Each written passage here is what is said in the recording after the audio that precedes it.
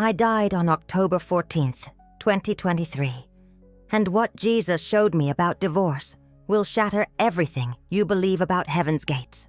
My name is Dr. Rebecca Martinez. I'm a 42-year-old emergency room physician from Phoenix, Arizona. I've spent the last 16 years saving lives, staring death in the face every single shift. I thought I understood mortality. I thought death was just biology failing, neurons firing their last signals, consciousness fading to black, nothing more. I was wrong. But before I tell you what happened when my heart stopped for 14 minutes, you need to understand who I was. Because the woman who died that night was carrying a burden that millions of you watching this right now are carrying too. A burden that felt like it sealed my fate the moment I crossed into eternity. I'm twice divorced, and I was raised Catholic. Do you know what that means? It means I grew up believing that divorce was one of the unforgivable sins, that remarriage was adultery, that people like me were destined for hell, no matter how many lives we saved, no matter how hard we tried to be good. My first marriage ended when I was 28. I married my high school sweetheart right after college. We were kids playing house. By year 5, we were strangers sleeping in the same bed. No affairs, no violence. Just two people who grew into different versions of themselves and couldn't find their way back. The divorce papers felt like signing my own spiritual death certificate. I swore I'd never marry again. But loneliness has a way of making you forget your vows to yourself. At 32, I met Marcus. Brilliant cardiologist, confident, charming. For 2 years, I believed I'd found my second chance. We married in a small ceremony.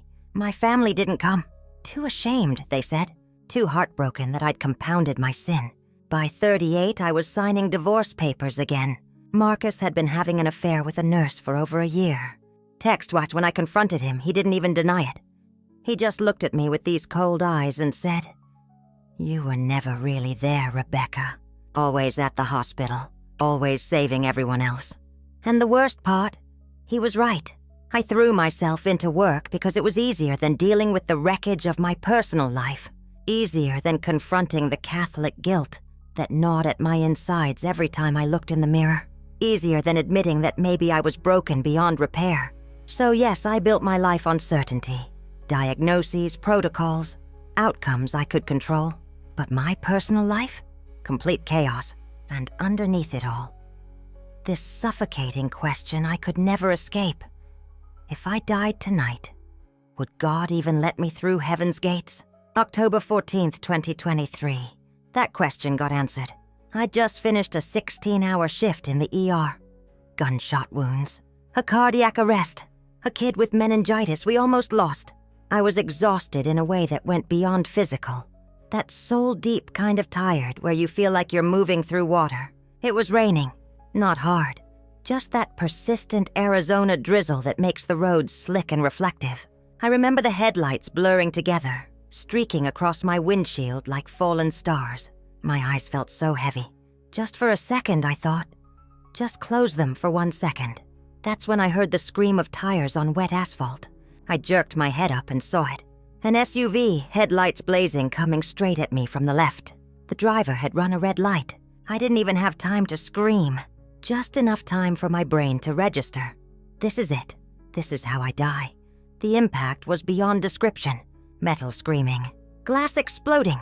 My body whipped sideways with such violence that I felt my ribs crack like dry branches.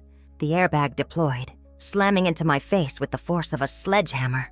Pain detonated through every nerve ending I possessed.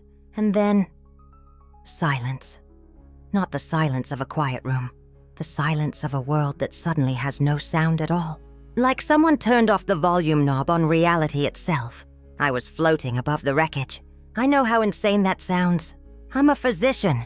I understand the brain's capacity for hallucination under trauma, oxygen deprivation, endorphin floods, DMT release. I'd explained away dozens of near-death experiences to patients' families with clinical detachment. But I'm telling you, I was watching my own body from above the intersection. I could see the SUV, its front end crumpled like an accordion. I could see my car, the driver's side caved in, twisted metal glinting in the rain. I could see the steam rising from both engines, and I could see myself, slumped against the deflated airbag, blood running from my temple, my chest motionless, not breathing. Within minutes, the paramedics arrived. I watched them work on my body with the same efficiency I'd applied to countless patients. Cervical collar, backboard, bag valve mask forcing air into unresponsive lungs. "No pulse," one of them shouted. "Starting compressions?" I wanted to tell them I was right there, that I could see everything, that I wasn't in that broken shell anymore. But I had no voice. I was consciousness without form, awareness without anchor. They loaded my body into the ambulance. I followed, though I don't know how. It wasn't movement in the physical sense, more like my awareness simply relocated to wherever my body was. "Still no pulse," the paramedic said, hands never stopping the compressions. "She's been down for 6 minutes." 6 minutes? I knew what that meant. Brain damage. Irreversible. Even if they got me back, I'd never be the same. But I wasn't afraid. That's what shocked me most. I'd spent my entire adult life terrified of death, of judgment, of standing before God with 2 failed marriages branded on my soul. And now that I was dead, I felt nothing. Just this strange, detached curiosity. Where was I going? Was there anything beyond this floating consciousness? That's when the darkness came. Not gradually, all at once, like being yanked backward through a tunnel of pure black. I was moving faster than thought, faster than light, away from the ambulance, away from Phoenix, away from everything I'd ever known. Terror finally found me. Absolute primal terror. This was it. This was the judgment. This was the descent I'd feared my entire life. I was being pulled into hell, and there was nothing I could do to stop it. I tried to scream, but I had no voice. I tried to pray, but words felt meaningless in this infinite void. All I could do was hurtle through the darkness, every moment stretching into eternity, waiting for the flames, for the gnashing teeth, for the final confirmation that my 2 divorces had sealed my fate. And then, light, not ordinary light, not even sunlight or stadium lights or the brightest surgical lamp I'd ever used. This was light that felt alive, sentient, aware. Light that somehow carried warmth and love and welcome in its very essence. I wasn't moving through darkness anymore. I was approaching this light, and the closer I got, the more the terror drained away, replaced by something I'd never felt before. Not just peace, transcendent peace. The kind of peace that makes you realize you've been at war with yourself your entire life without even knowing it. The light expanded, or maybe I entered it. I can't explain the physics because there were no physics anymore. I was standing in what felt like infinite space, but it wasn't empty. It was filled with this presence that I can only describe as love made tangible. And then he was there. Jesus. I know some of you just rolled your eyes. I would have too 6 months ago. But I'm telling you exactly what I saw. Not the pale, sad figure from the paintings in my childhood church. Not some ethereal ghost floating in robes. He was solid, real. More real than anything I'd ever experienced in physical life. His eyes carried the weight of eternity. But when they met mine, they held no condemnation, only recognition. "Rebecca," he said. His voice wasn't loud, but it filled everything. It resonated in my chest, in my awareness, in the very fabric of whatever dimension I was occupying. I know your pain. I know your shame. I know your questions. All my medical training, all my skepticism, all my carefully constructed walls of scientific rationality, they evaporated in an instant. I fell to my knees, not from fear, from overwhelming recognition, like coming home after being lost for 42 years. "Lord," I whispered, and I was shocked to find I had a voice again. I know I don't deserve to be here. I know what I did. The divorces, the bitterness, the way I hardened my heart. He knelt down beside me. That's what broke me completely. The creator of the universe, kneeling in the dirt with me. Except there was no dirt, no ground. Just this infinite light and his presence. "Rebecca, look at me." I raised my eyes. His face was impossible to fully comprehend. Not because it was horrifying, but because it contained too much beauty, too much truth, for my awareness to hold all at once. "I'm going to show you something," he said. "Your life, every moment, every choice, every wound you gave and every wound you received." My stomach dropped. The life review. I'd read about this in near-death experience reports. People watching their entire existence replay before them. I wasn't ready. I'd spent 42 years running from my failures. I couldn't face them all at once, but I had no choice. It started with my first marriage. I watched it unfold like a movie playing at impossible speed. Our wedding day, the joy, the hope, the slow erosion as careers pulled us apart. The arguments that started small and grew venomous. The night I told him I wanted a divorce and saw his face crumple with devastation. But here's what shattered me. I didn't just see my perspective this time. I felt it. I experienced his heartbreak as if it were my own.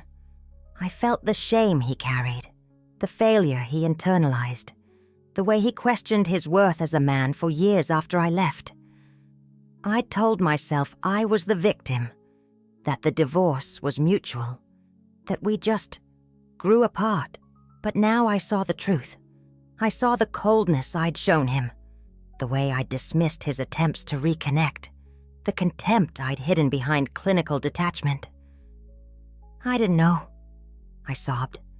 "I didn't realize I'd hurt him that much." Jesus said nothing, just held space for my grief. Then came the second marriage. Watching Marcus seduce me, watching myself fall for his charm while ignoring every red flag my instincts raised, watching the affair unfold, watching his betrayal. But then I felt it, his emptiness, his desperate need for validation that I'd never provided because I was too consumed with my own brokenness. I'm not excusing what he did. Adultery is adultery. But I saw how I'd contributed to the environment where it happened, how I'd emotionally abandoned him long before he physically betrayed me. And the bitterness. Oh God, the bitterness. I watched myself nurse it like a cherished pet, feeding it, justifying it, using my victimhood as armor against any accountability. I turned my pain into a fortress and locked myself inside, throwing away the key. "You see it now, don't you?" Jesus asked gently. "Yes," I whispered. "I see what I did. I see how I contributed to the destruction of both marriages. I see how I used my hurt as permission to harden my heart." He placed his hand on my shoulder, and warmth flooded through me. Not condemnation, compassion. "Rebecca, I need to show you something else. Something that will change how you understand everything." He gestured, and the light around us shifted. Suddenly, I was watching a vision. Souls approaching what I somehow knew was heaven's entrance. The gates, not physical gates, but thresholds of light and truth, stood before them. A woman approached, middle-aged, broken. I could feel her story radiating from her like heat. Divorced after 20 years of marriage, betrayed, abandoned, devastated. She reached the threshold and paused as if expecting rejection. Jesus appeared beside her in the vision, his face lit up with joy. He embraced her, and the gates opened wide. She crossed over, sobbing with relief. Then a man approached, similar story, divorced, also betrayed, also carrying deep wounds. But when he reached the threshold, something was different. Jesus appeared beside him too, but his face carried sorrow. The man's expression was hard, bitter, unyielding. The gates remained closed. "Why?" I asked, my voice breaking. They both went through divorce. They were both hurt. Why was she welcomed and he turned away? Jesus looked at me, and in his eyes I saw infinite patience mixed with profound sadness. "Rebecca, you're asking the wrong question." My heart pounded. This was it. This was the answer to the question that had haunted me since childhood. Why are some divorced people welcomed into heaven and others denied? The question isn't, did. They divorce? Jesus said slowly, deliberately, as if every word carried the weight of eternity. The question is, did they forgive? The vision around us intensified. I saw the woman's story in greater detail, the years of pain she'd walked through. But I also saw the moment years after her divorce, when she'd finally released the bitterness. When she'd chosen to forgive her ex-husband, not because he deserved it, but because she couldn't carry the poison anymore. When she'd asked forgiveness for her own failures and hardened heart.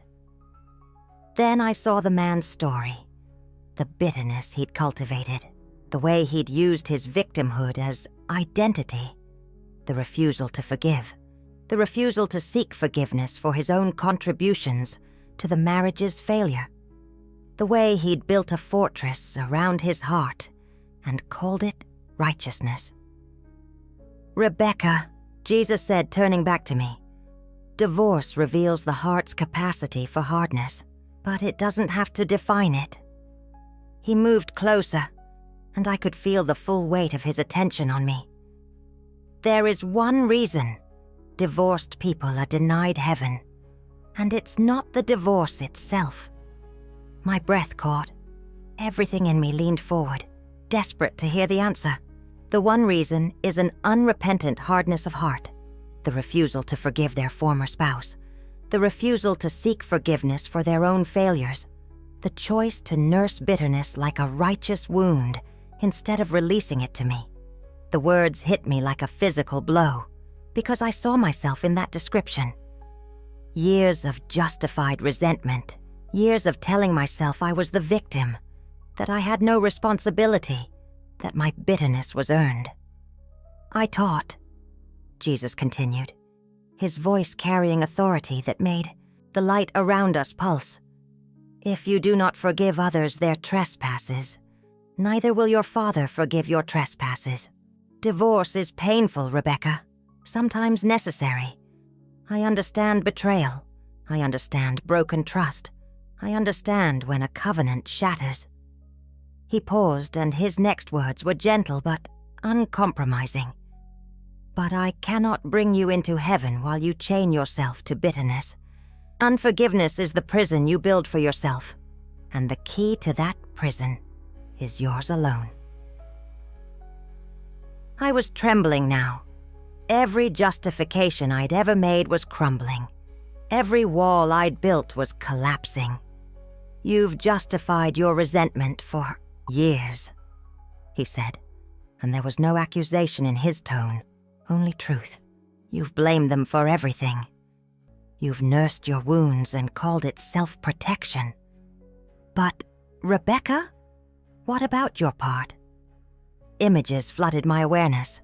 My coldness toward my first husband, my emotional abandonment of Marcus, my secret pleasure when I heard they were struggling, my refusal to apologize, my pride that masqueraded as strength. I saw it all, and I couldn't deny any of it. I was so focused on what they did to me, I whispered, that I never took responsibility for what I did to them. Jesus knelt beside me again, his presence overwhelming in its tenderness. "This is why I brought you here, Rebecca, to show you the truth, to give you a choice." He gestured back toward the vision of heaven's gates, and I saw something that made my chest tighten. More souls approaching, some welcomed, some turned away, and the difference wasn't their marital status, it was the condition of their hearts. "Do you understand now?" he asked. "Yes," I breathed. "It's not about whether we divorced.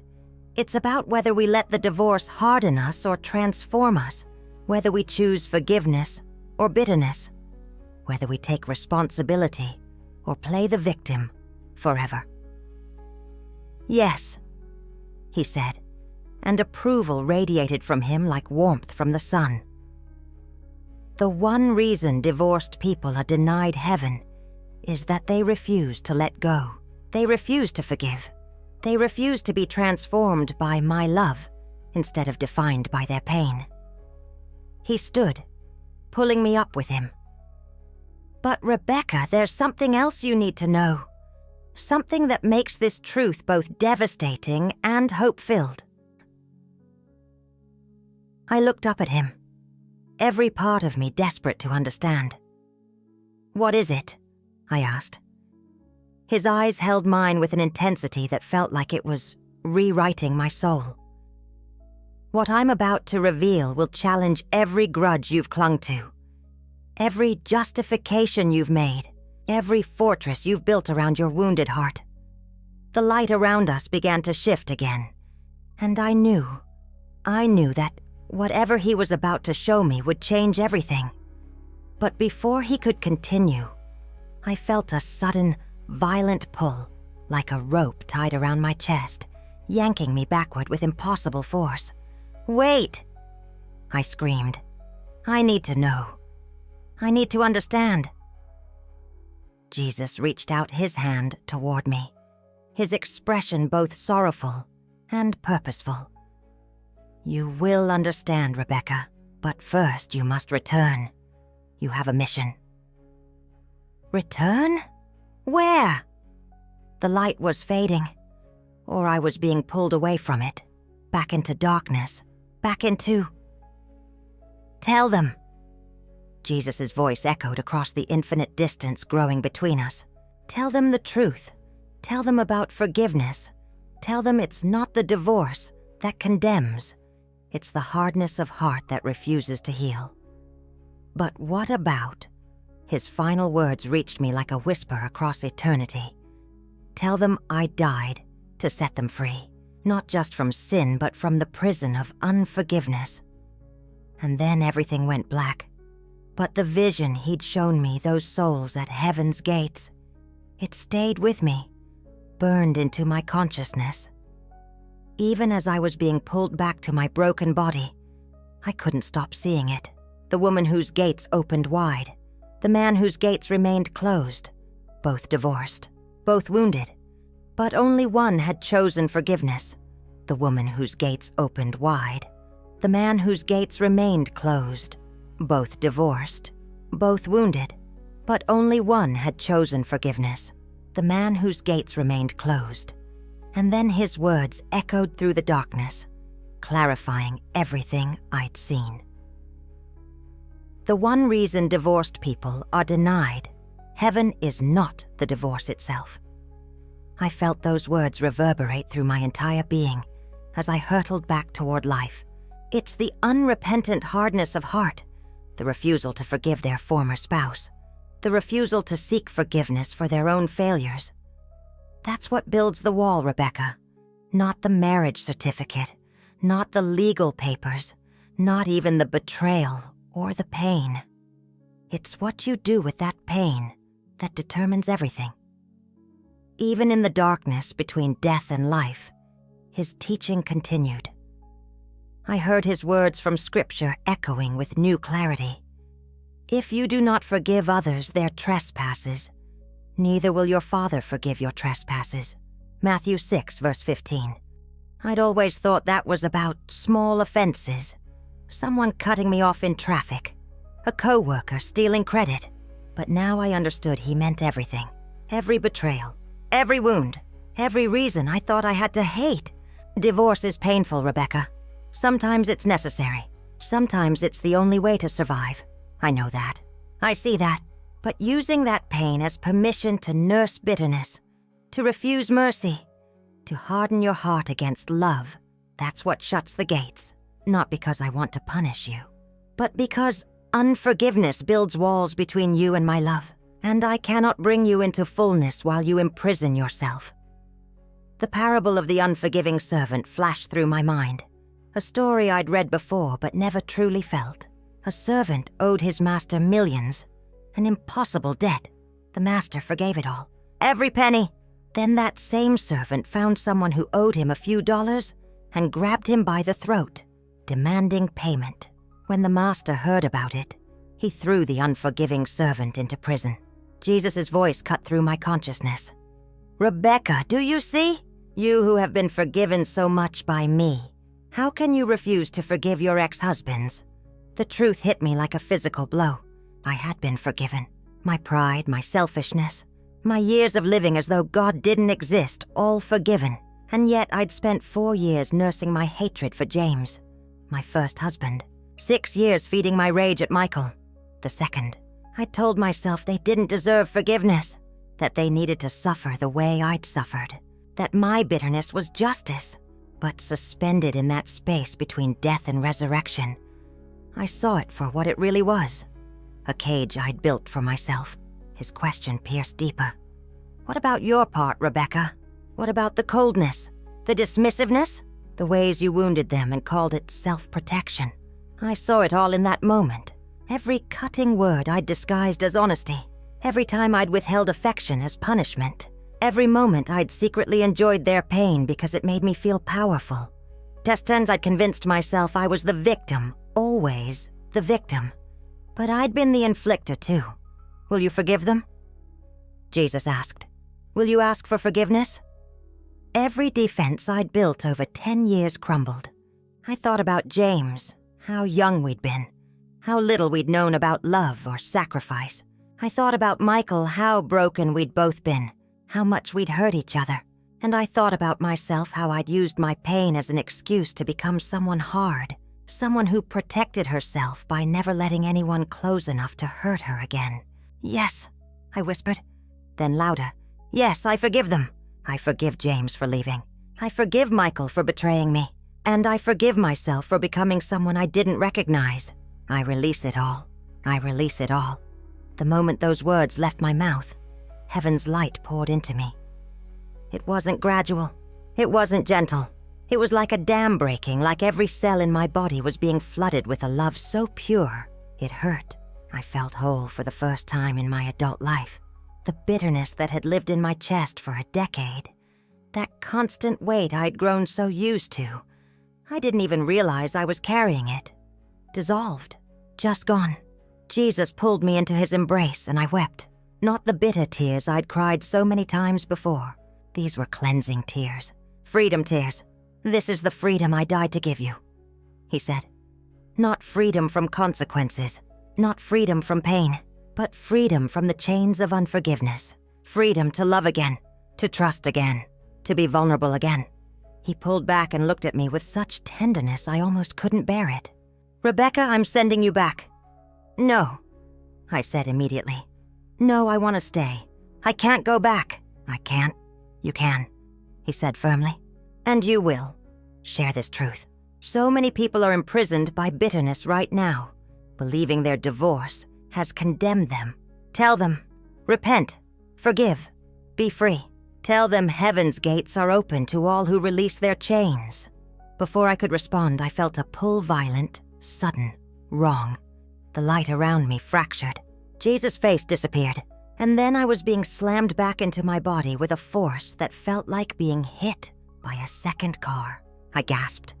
Pain exploded everywhere, ribs, pelvis, legs, arms. Monitors were beeping frantically. I heard voices shouting, "She's back! We have a pulse! Get the doctor!" The next weeks were a blur of surgeries and physical therapy. Broken ribs, shattered pelvis, internal injuries. The doctors kept saying it was a miracle I'd survived. 14 minutes without a pulse. One neurologist told me, shaking his head. You should have severe brain damage. But you're fine. It doesn't make sense. I just smiled. I knew exactly why I was fine. When I was strong enough, I did something I never thought I'd do. I reached out to James. Just a simple email. I'm sorry for the ways I hurt you. I forgive you for the ways you hurt me. I hope you're well. He called me 2 days later. We talked for 3 hours. There were tears, his and mine.